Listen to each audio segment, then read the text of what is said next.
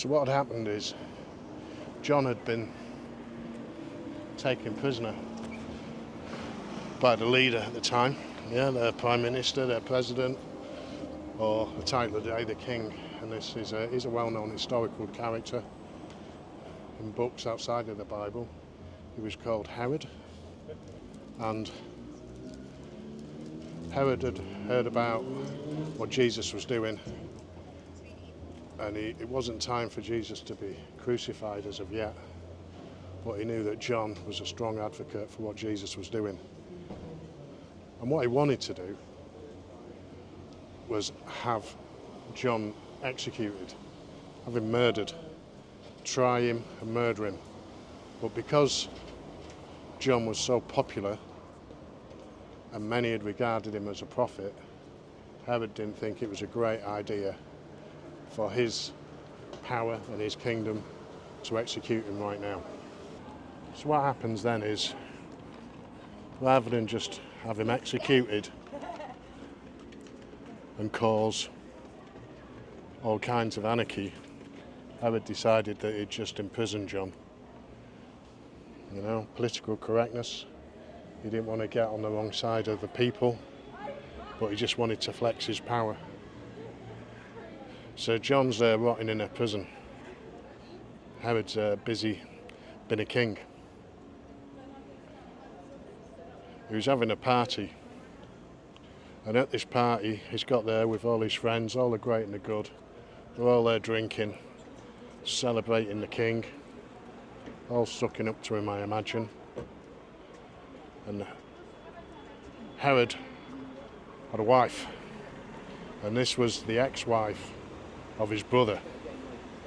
Now, I don't know if Herod had his brother killed or he'd died another way, but Herod she's obviously a good-looking woman, so Herod decided that he'd take her as his own wife. And this was the reason John was in prison, because he had said that it was immoral that he was married to the wife of his brother. So he had said it was immoral for him to be married to the wife of his brother. And to take the story a little bit deeper, Herod's new young wife had a daughter. And at this party, she was dancing and performing for Herod and his friends, probably quite provocative, you know. And they'd all enjoyed watching his wife's daughter dancing whilst drinking. And in a moment of madness, Herod had said, "Do this for us, and I'll give you anything you want," to the daughter. So this is why you've got to be careful what you ask for. So she did the dance, they enjoyed it. Then Herod had said, "What do you want?" Lo and behold, the daughter and the mother already had a plan on what they wanted. They held John responsible for bringing their name down. So the daughter said, "What I require is the head of John the Baptist on a platter." Now, Herod had already promised this in front of people, so he couldn't go back on his word. So he sent his guards off. He says, "Go and do the deed." The guards went off.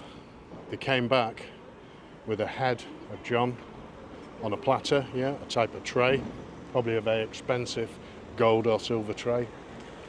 And he brought it to the party, gave it to the daughter, and the daughter offered it to her mother. So what can we learn from this? Well, the first thing we can learn is that speaking God's truth can bring about and will bring about punishment and persecution. So the next one for our leaders across the world is, it's obvious from this that rash promises and fear of public opinion can lead to some very, very sinful decisions. And the last message we get from this is there is ultimate faith. And John remained faithful right to the very end.